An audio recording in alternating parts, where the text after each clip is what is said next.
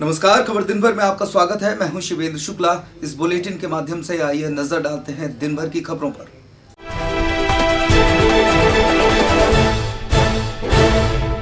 नमस्कार, खबर दिन भर में आपका स्वागत है। तमाम व्यापारियों के संगठन लगातार बन रहे हैं और अब एक नए संगठन ने छतरपुर में जन्म लिया है। लोहे का कारोबार करने वाले व्यापारियों ने एक संगठन का निर्माण किया है, लोहा व्यापारी संघ।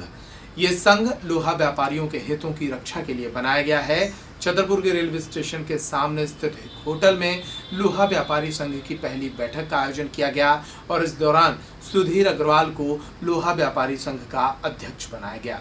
इस व्यापारी संघ के संरक्षक अभय अग्रवाल, राधा वल्लभ, अजय अग्रवाल, राकेश लोहिया, मोहन बिलैया, डॉक्टर अनिल अग्रवाल बनाए गए हैं। उपाध्यक्ष की जिम्मेदारी रोहित लोहिया, कोषाध्यक्ष की जिम्मेदारी अनुज अग्रवाल निभाएंगे। बबलू जैन इसके सचिव, प्रदीप बिलैया सह सचिव और सह कोषाध्यक्ष के रूप में पीयूष जैन को नामांकित किया गया है। संघ के सभी व्यापारियों ने नवनियुक्त अध्यक्ष सुधीर अग्रवाल को बधाई दी। इस अवसर पर सुधीर अग्रवाल ने मीडिया से बात करते हुए कहा कि वे लोहा व्यापारियों की हितों की रक्षा करेंगे। आज लोहा सीमेंट व्यापारी संघ का गठन हुआ है। इसमें हम लोगों की मीटिंग हुई है। मीटिंग में आगामी रूपरेखा के लिए अपन लोगों ने इस प्रस्ताव को स्वीकृत किया है कि आगे किस तरीके से अपना संघ चलाया जाए, रजिस्ट्रेशन कराया जाए और हम लोगों की एकता बरकरार रखे। कार्यकारिणी में समिति का गठन हुआ है, सदस्यों का गठन हुआ है, जिसमें हमारे 45 सदस्यों का गठन हुआ है और आगामी मीटिंग जो अगले 1 माह में होगी उसमें इस तरीके का गठन किया जाएगा कि अपन को आगे संघ का कैसे संचालन करना है, विस्तार कैसे करना है। व्यापार में यूनिटी रहेगी हमारी। हम जो हमारे सदस्य सभी बराबर हैं, उनकी कोई भी बात रखी जाएगी, उसका हम निर्णय लेंगे क्या सही है क्या गलत है। आज सारे व्यापारी कहीं ना कहीं परेशान हैं, कहीं ना कहीं कारणों से, तो उस चीज़ का निर्णय करने के लिए हमने संरक्षण और अध्यक्ष और अपनी पूरी टीम का वो सहयोग किया है। आज पूरी बैठक में किस प्रकार की चर्चाएं की गई? ये हमारी जो बैठक है इस संगठन में सभी की परेशानियों की चर्चाएं हुई हैं और आगे कैसा कार्यकारिणी रखना है हमें, उस बारे में हम लोगों ने डिस्कस किया हुआ है।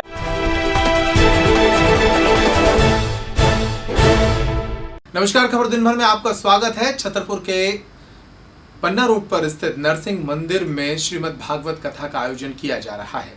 इस कथा का आयोजन 15 अप्रैल से शुरू हुआ था। गोवर्धन पर्वत के निकट मौजूद आश्रम से आए महाराज राधा मोहन जी के द्वारा ये कथा कही जा रही है और इस कथा का रसपान करने के लिए सैकड़ों लोग प्रतिदिन नरसिंह मंदिर पहुंच रहे हैं। कथाचार्य राधा मोहन शरण के द्वारा बीते रोज यहाँ रुक्मणी विवाह की लीला का वर्णन किया गया। इस दौरान बड़ी संख्या में श्रद्धालु यहाँ मौजूद रहे और लोगों ने कथा का आनंद लिया। ये कथा प्रतिदिन दोपहर 3 बजे से प्रारंभ होती है। 22 अप्रैल को कथा का समापन कन्या भोज और भंडारे के साथ किया जाएगा। नहीं, भगवान की 2 प्रकार की जो शक्तियां है, पराशक्ति, अपराशक्ति, जीव शक्ति और प्रकृति शक्ति, उसके नियंता है, नियामक। इनके कोई माता पिता नहीं है, न माता न पिता तस्य, न भार्या न सुतादया, नात्मीयो परश्चापि, न देवो जगदेव। ये छतरपुर में पहली बार महाराज श्री के मुखारबिंद से लाइव टेलीकास्ट होके भागवत चल रही है। आस्था भजन पे लाइव टेलीकास्ट हो रहा है इसका। इसमें बहुत सारे लोग सहयोगी हैं और सभी लोगों ने सहयोग करके महाराज जी की कथा करवा रहे हैं और छतरपुर के लोग बढ़िया सहयोग कर रहे हैं। जनता बहुत सारी आ रही महाराज जी के मुखारबिंद से सुनने के। कौन सा प्रसंग चल रहा है? आज रुक्मणी विवाह का प्रसंग चल रहा है।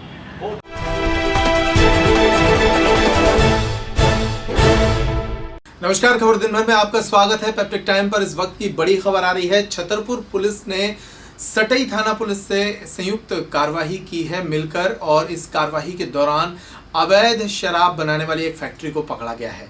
सटई थाना क्षेत्र के ग्राम हिम्मतपुरा में ये संयुक्त कार्रवाई सिटी कोतवाली पुलिस और सटई थाना पुलिस के द्वारा की गई है। इसमें सिटी कोतवाली थाना प्रभारी अरविंद दांगी के नेतृत्व में ये कार्रवाई की गई है और इसमें बड़े पैमाने पर अवैध शराब के निर्माण की एक फैक्ट्री को पकड़ा गया है। प्रारंभिक जानकारी जो सामने आ रही है उसके मुताबिक लगभग 1000 खाली बोतलें पकड़ी गई हैं। इन 1000 खाली बोतल्स में अवैध शराब भरकर बेची जानी थी। आपको बता दें कि निर्वाचन आयोग के निर्देश पर शराब, जुआ, सट्टा आदि अवैध कारोबारों के खिलाफ पुलिस का एक सख्त अभियान चल रहा है, जिसके अंतर्गत ये कार्रवाइयां सामने आ रही हैं। पुलिस अधीक्षक महोदय निर्देशन पे साहब के मार्गदर्शन में आज सटी पुलिस के साथ में हिम्मतपुरा गांव में शराब के ठिकानों पर छापामारी की गई है, जिसमें 2 आदमियों को गिरफ्तार किया गया है। उनके कब्जे से करीब 100 लीटर वो भी मिलावटी शराब बरामद की गई है।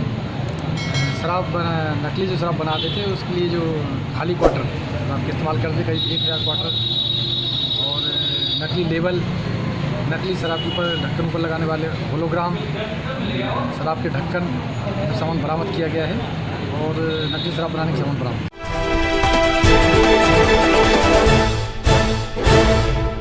नमस्कार, खबर दिन भर में आपका स्वागत है। छतरपुर जिले की सड़कों पर लगातार हो रहे हादसों में लोगों की जाने जाने का एक क्रम बना हुआ है। बीती रात फिर 2 हादसे सामने आए, जिसमें छतरपुर के समीप ललौनी तिराहे पर एक युवक की मौत हो गई, तो वहीं बमीठा थाना क्षेत्र के ग्राम कावर के समीप भी एक हादसे में एक व्यक्ति की जान चली गई।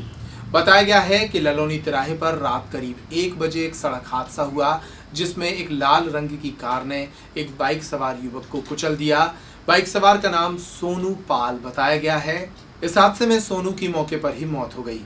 इसी तरह बमीठा थाना क्षेत्र के ग्राम कावर के समीप एक हादसा हुआ है, जिसमें कल्ली अहरवार नाम के एक व्यक्ति की जान चली गई। आपको बता दें कि छतरपुर में बाईपास के अभाव और सड़कों पर भारी वाहनों के बढ़ते दबाव के कारण लगातार हादसे हो रहे हैं, और लगभग रोज एक व्यक्ति की मौत सड़क पर हादसों के कारण हो रही है।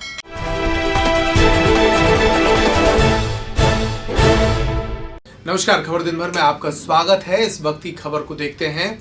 चुनावी तारीख नजदीक आते ही चुनावी सरगर्मियां तेज हो गई हैं। टीकमगढ़ लोकसभा क्षेत्र के चुनाव के लिए कांग्रेस प्रत्याशी किरण अहिरवार ने अपने चुनावी कार्यालय का उद्घाटन कर दिया है।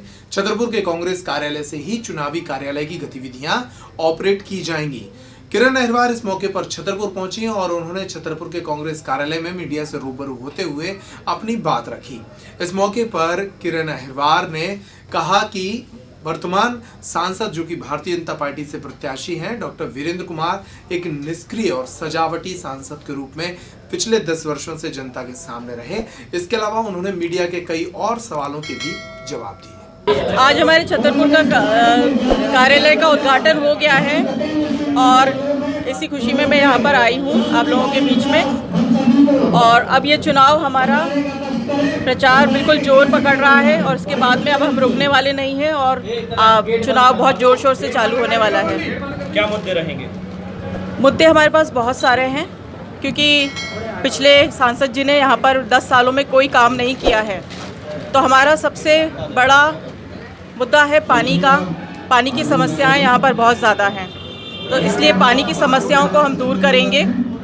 नदियों को तालाबों से लिंक करने का प्रोजेक्ट है, वो हम करेंगे। दूसरा, यहाँ पर बेरोज़गारी की बहुत समस्या है, तो बेरोज़गारी की समस्याओं के लिए भी हम यहाँ पर रोज़गार उपलब्ध कराएंगे, ताकि हमारे जो पलायन हुए हैं वो पलायन रुकें। मुझे ये लगता है कि वो सिर्फ एक सजावट मात्र के सांसद जी रहे हैं, बहुत निष्क्रिय सांसद रहे हैं। उन्होंने हमारे क्षेत्र में काम करने की जिम्मेदारी नहीं समझी है, ये बहुत ही दुर्भाग्यपूर्ण है।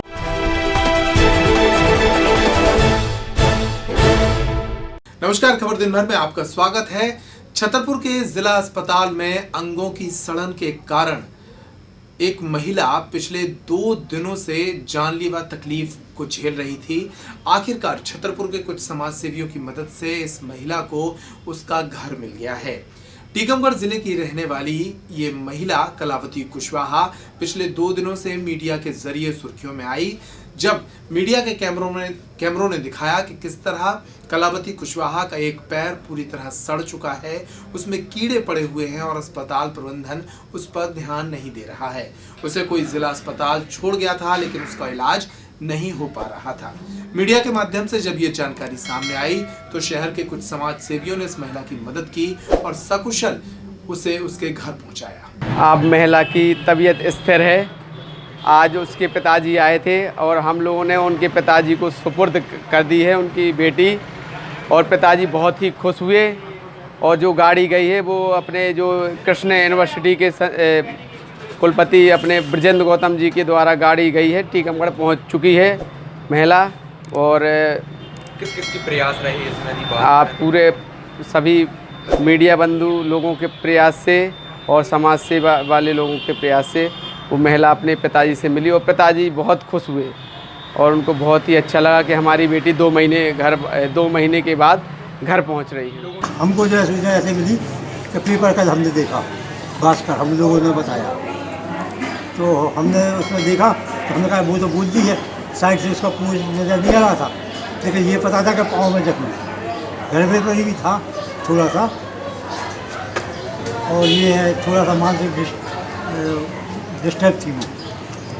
इसके बाद जो है फिर जो है 26/3 को जो है ये जो है शाम के जो है मंदिर में जो चल रहा था तो वहीं बैठी थी, तो वहाँ से लोगों ने उनसे कहा कि हम घर बाजार जा रहे हैं, तो बाजार गई तो फिर जो है सोचा कि वो इधर घूम रही होगी मंदिर में बैठी होगी, तो हम फिर जो है 1-2 घंटे बाद हम लोगों ने खोज नहीं की तो कहीं पता नहीं चला।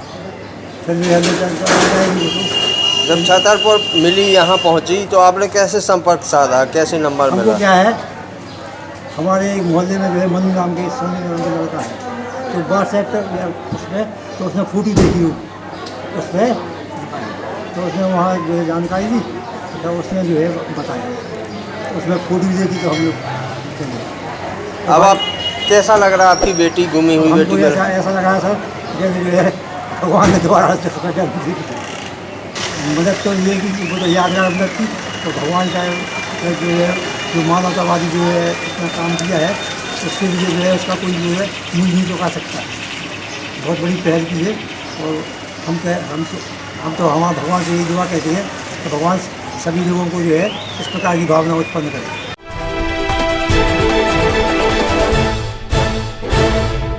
नमस्कार, खबर दिन भर में आपका स्वागत है। मैं हूं शिवेंद्र शुक्ला। समाजवादी पार्टी ने मध्य प्रदेश में विधानसभा चुनाव में अपना दमखम दिखाया और एक विधायक भी जीत कर आए। इसके बाद अब लोकसभा चुनाव की तैयारी के मद्देनजर पूर्व विधायक और समाजवादी पार्टी के मध्य प्रदेश के पूर्व प्रदेशाध्यक्ष दीपनारायण यादव ने मीडिया के सामने अपनी बात रखी। मीडिया के सवालों के जवाब देते हुए उन्होंने बताया कि समाजवादी पार्टी की तैयारी बेहतर चल रही है। उन्होंने खजुराहो और टीकमगढ़ लोकसभा पर भी अपनी बात रखी तो वहीं साध्वी प्रज्ञा पर भी बोले। आइए देखते हैं क्या कह रहे हैं दीपनारायण यादव इस चुनावी माहौल में। मध्य प्रदेश में लोकसभा की चुनावी तैयारियों को लेकर क्या तैयारी है समाजवादी पार्टी की, खासतौर पर टीकमगढ़ लोकसभा क्षेत्र में और खजुराहो लोकसभा क्षेत्र? हमारी अच्छी तैयारी है और हम देख रहे हैं लोगों में उत्साह है। अगर हम वोट परसेंटेज को भी देखते हैं तो विधानसभा के विगत चुनाव में हम लोगों को दोनों पार्टियों को मिला के 3,25,000 वोट मिले हैं। वो अपने आप में बड़ा नंबर है। मैं कह सकता हूं कि हम लड़ाई में हैं टीकमगढ़ सीट पर पहले दिन से ही, और हमें प्रत्याशी भी अच्छे मिले हैं। RD प्रजापति जी, उनका व्यक्तिगत प्रभाव है, उनके बेटे भी MLA हैं, खुद MLA रहे, लोकसभा भी लड़े हैं, जिला पंचायत के अध्यक्ष भी रहे हैं, तो हम कह सकते हैं जनता का समर्थन मिल रहा है। वहीं लोग भारतीय जनता पार्टी और कांग्रेस से नाराज़ भी हैं, क्योंकि ना तो भारतीय जनता पार्टी के पिछले 15 साल में कोई उनके काम हुए हैं, और वहीं कांग्रेस से भी निराशा मिली है, क्योंकि देश का चुनाव है, आम लोगों का चुनाव है। दोनों ही दलों को लोगों ने मौका दिया काफ़ी लंबे समय तक, पर मध्य प्रदेश के गाँव बर्बादी कगार पर खड़े हैं, कर्ज में डूबे हैं, डेवलपमेंट ज़ीरो है। मैं कह सकता हूँ गठबंधन को अपार सफलता मिलने वाली है। पहली बार ऐसा हो रहा है जब सपा और बसपा एक साथ गठबंधन में चुनाव लड़ रहे हैं। एक नया अनुभव है वोटर के लिए भी। क्या गणित बनती दिख रही है? मैं कह सकता हूं कि गणित पहले से फिक्स है कि देखिए, आप अगर हम गांव के या किसी गांव की समीक्षा करें तो दलित पिछड़े मिलाकर और गरीबों की संख्या मिलाते हैं तो ये 85% है। मैं कह सकता हूं कि इनके ही वोटों से सरकारें बनी हैं, लोग जीते हैं, पर जीतने वाले लोगों ने कभी मुड़ के नहीं देखा इनकी तरफ। जहाँ तक समाजवादी पार्टी के राजनीतिक सफ़र का हिस्सा है तो आपको पता है कि आदरणीय मुलायम सिंह यादव जी जब भी सत्ता में आए हैं, गरीब कैसे तरक्की करे, कैसे गांव विकास की तरफ जाए। अखिलेश जी की योजनाएं 17 लाख लैपटॉप गरीब मजदूर किसानों के बेटों के हाथों में पहुंचा दिए, सड़कें बनाई, बांध बनाए, मेट्रो बनाया, डेवलपमेंट की जो इतिहास उन्होंने लिखा कम समय में, वो आज भी लोगों के जहन में है। बेरोजगारी भत्ता हो, पेंशन योजना हो, वो सारी बातों को लेकर मैं कह सकता हूँ कि सत्ता को गरीब की तरक्की का साधन बनाने की कोशिश की गई। वहीं बहुजन समाज पार्टी की लीडर बहन मायावती जी, जिनकी सत्ता शासन में अपने आप प्रशासनिक क्षमता के विषय में पूरा देश उदाहरण मानता है उनको, उनके फैसलों को मानता है, उनके उपस्थिति जो है लोगों में जागृति पैदा करती है। मैं कह सकता हूँ पिछड़े दलित सब मिलाकर बड़ी संख्या है, और वोट ठीक पड़ा तो दोनों बड़े दल छोटे होने में समय नहीं लगेगा। भाजपा कह रही है कि फिर से मोदी सरकार आएगी क्योंकि मोदी की लहर और ज़्यादा बढ़ी है। यही तो दुर्भाग्य इस देश का। इस लोकतंत्र में किसी के नाम पर सरकार बनानी थी। ये लोकतंत्र इसलिए बना था कि लोगों की समस्याओं को लेकर चुनाव लड़ेंगे लोग, उनके समाधान के रास्ते पर बात करेंगे। 70 सालों में यही धोखा तो हो रहा है। जब लोगों की ज़िंदगी बदलने के सवाल पर चुनाव होना चाहिए तो लोग किसी व्यक्ति का नाम ले रहे हैं, नए मुद्दे ला रहे हैं, और नए मुद्दे लाकर गरीबों को धोखा देना चाहते हैं, गाँव को फिर धोखा देना चाहते हैं। ये किसी को राजा बनाने की लड़ाई नहीं है, लोकतंत्र है। ये सबकी सहमति से एक ऐसा तंत्र बने जो गरीब को तरक्की के रास्ते पर ले जाए, गांव को बदल दे, लोगों की ज़िंदगी में बदलाव लाने की कोशिश करे। ये बताएं, ये किसी को राजा बनाने की लड़ाई नहीं, लोकतंत्र है। लोग अपनी सरकार बनाएंगे, अपने भाग को बदलेंगे। मैं कह सकता हूँ कि गठबंधन को बहुमत मिलने वाला है। सांसद वीरेंद्र कुमार को एक मजबूत प्रत्याशी के तौर पर भाजपा देख रही है, वो मंत्री भी रहे मोदी सरकार में, उनसे मुकाबले में सपा कहाँ है? देखिए, उनके विषय में मैं क्या बोलूँ, आप किसी आम चलते लोगों से पूछ लो। वो 4 बार जहाँ सांसद रहे वहाँ लोग नहीं पहचान पाए उनको। यहाँ भी 10 साल सांसद है, कितनी बार लोगों के बीच में आए हैं। अरे भाई, एक काम तो गिना दो गरीबों के लिए, क्या किया आपने? एक सड़क बता दो, एक बांध बना दो, एक कोई काम बता दो। आपने जब कोई काम किया ही नहीं, आप बनना चाहते हैं, बनाने की योजना कोई नहीं है। अब की बार लोग भी ठिकाने लगाने वाले हैं इनको। प्रज्ञा भारती के जो ताज़ा बयान जो हेमंत करकरे के विषय में उन्होंने दिया है, इसको लेकर क्या कहेंगे आप? हम ये कहेंगे कि यही तो बातें हैं। जिस समय ये आम चुनाव, जिस समय चर्चा हो कि कैसे हम गांव को बदलेंगे, कैसे हम गरीबों, किसानों, मजदूरों के बेटे जो गांव, उनकी पढ़ाई का कैसे अच्छा इंतज़ाम करेंगे, कैसे हम किसान को कर्ज से बाहर निकालेंगे, कैसे हम उनकी ज़िंदगी में बदलाव लाएंगे, कैसे हम रोज़गार लगाएंगे, चर्चा जब इन पे हो तब ये बेईमान लोग जो गरीबों पर राज्य करना चाहते हैं, नई बातें कह के दिशा को बदलना चाहते हैं। आप किसी के बारे में क्या राय रखते हैं, ये क्या जो बोल रहे हैं, वो आप अपने आप में देखिए कि इनके विचार, ये वो पार्टी है जो अपने आप को राष्ट्र बता रही है।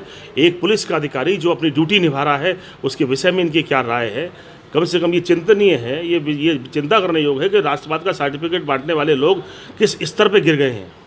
बहुजन समाज पार्टी इन दोनों सीटों पर मैदान में नहीं है, लेकिन कांग्रेस ने एक अहिरवार प्रत्याशी को मैदान में उतारा है, खासतौर पे टीकमगढ़ सीट पर। तो ऐसे में आपको लगता है कि बसपा की जो काडर वोट है उसमें सेंध लगाई है कांग्रेस ने? हमने कहा कि गरीबों को मालूम है कि हमारे ऊपर राज्य करने की नीयत से कितने षड्यंत्र हुए हैं। 2 विकल्प लोगों के सामने हैं। एक तरफ कांग्रेस के प्रत्याशी हैं, वो हो सकता सांसद बन जाएं, लेकिन अगर गठबंधन जीतेगा तो बहन मायावती प्रधानमंत्री बन सकती हैं। हज़ारों साल का हिसाब किताब चुकता हो सकता लोगों का कि एक सांसद बनकर किसी की जागीर का हिस्सा बन सकता है। वो सांसद जो लड़ रहे हैं वो किन से घरानों से आते हैं, किन के अधीन काम करना है उनको। लेकिन गठबंधन बनेगा तो देश की राजनीति बदल सकती है, गरीबों की तकदीर बदल सकती है। लोग अपनी ज़िंदगी बदलना चाहते हैं, किसी को बनाना नहीं चाहते, बल्कि अपनी ज़िंदगी में बदलाव चाहते हैं। कब भेदभाव मिटेगा? जिस दिन बहन मायावती ताकतवर होंगे, अखिलेश यादव ताकतवर होंगे। मैं कह सकता हूँ अब भटकने वाला नहीं है। अब की बार तो वोट गठबंधन को मिलने वाला है। गठबंधन विकल्प होगा देश की राजनीति में। समाजवादी पार्टी पूर्व डकैत, बुंदेलखंड के बड़े डकैत ददुआ के बेटे को टिकट देकर क्या संदेश देगी? देखिए, जो राय आपने रखी है, मैं कह सकता हूँ कोई भी व्यक्ति हो जीवन में, उसके संग जो घटनाएं जुड़ी होंगी, वो कैसे डकैत बने, क्यों बने थे, उसके इतिहास में नहीं जाना चाहते। लेकिन क्या ज़रूरी है कि कोई डकैत हो उसका बेटा भी डकैत होगा? उसके बेटे के विषय में क्या राय है आपकी? जब से पैदा हुआ संघर्ष करके जिए हैं, पढ़े लिखे हैं, विधायक बने हैं, ज़िंदगी में जिला पंचायत का अध्यक्ष रहे हैं, लोगों के बीच में जीते मरते हैं। किसी के पिता कोई घटना करते हैं तो क्या बेटे को दोषी बना दोगे? ये तो कोई अदालत नहीं कहती, कोई इंसाफ की वो नहीं बोलती। मैं कह सकता हूँ कि वो एक साधारण परिवार से निकल कर आए हैं, और जिस तरह से गरीबों, किसानों, मजदूरों का समर्थन मिल रहा है, गरीबों की आवाज़ बनकर उभरे हैं वो राजनीति में, मैं कह सकता हूँ समर्थन मिलेगा और वीर सिंह पटेल खजुराहो से सांसद होंगे। समाजवादी पार्टी सिर्फ आरडी प्रजापति चुनाव लड़ रहे हैं, आपके जो क्षेत्रीय विधायक हैं जिनने सपा से चुनाव जीता है या अन्य कार्यकर्ता तो मैदान में नजर ही नहीं आए। नहीं, आपको गलतफहमी है। आप किसी भी विधानसभा में विषय में जानकारी करिए। समाजवादी पार्टी और बहुजन समाज पार्टी के गठबंधन पूरी ईमानदारी के साथ काम कर रहे हैं, और ये जो भ्रम फैला रहे हैं कि हम एक दूसरे को वोट देने वाले नहीं हैं, मैं उनको भी बताना चाहता हूँ कि हम दोनों की दोस्ती बहुत पुरानी है, हमारे रिश्ते बहुत पुराने हैं। ये लोग जो हिंदू बनाकर वोट लेते हैं हमसे, ये वही लोग हैं जिन्होंने हिंदू बनाकर हमें शूद्र बनाया था। ये पिछड़े वर्ग की जातियाँ हो, यादव हो, लोधी हो, पटेल हो, कुशवाहा हो, रायकवार हो, या जो भी पिछड़े वर्ग की जातियाँ हैं, भले ही आज ये पिछड़ा वर्ग कह रहे हैं लोग, लेकिन सच्चाई ये है कि इन्होंने भी शूद्रता वर्षों काटी है साथ में, और हम आपस में जी लेंगे और लड़ने वाले नहीं हैं। हमें मालूम है ये लड़ाकर ही लोग हमारे ऊपर राज करते रहे हैं, अब इनका राज चलने वाला नहीं है। वोट हमारा, राज तुम्हारा, ये अब होने वाला नहीं है। हम इकट्ठे हैं, राजनीति को बदलेंगे, देश को बदलेंगे, समाज को बदलेंगे, गांव को बदलेंगे। मुझे भरोसा है समर्थन फिर गठबंधन को मिलेगा।